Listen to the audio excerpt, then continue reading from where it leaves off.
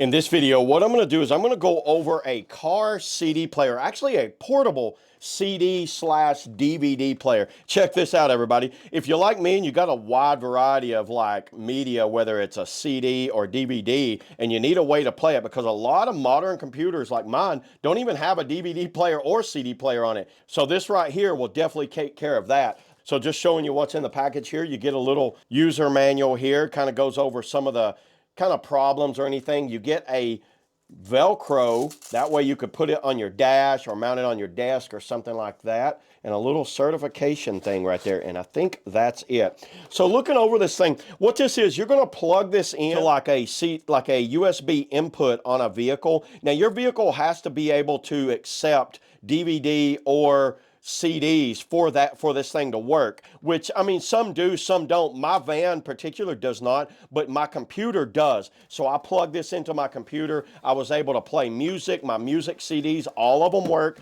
Everything worked on the CDs. Now DVDs, you're going to have to get a file.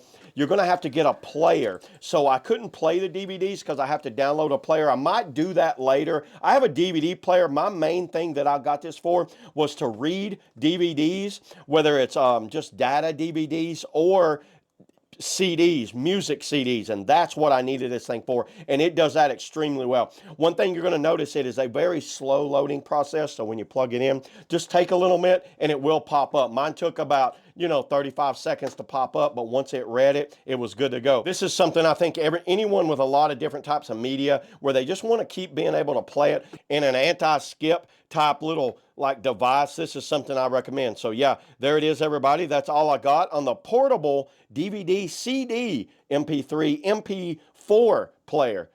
See you all in the next video.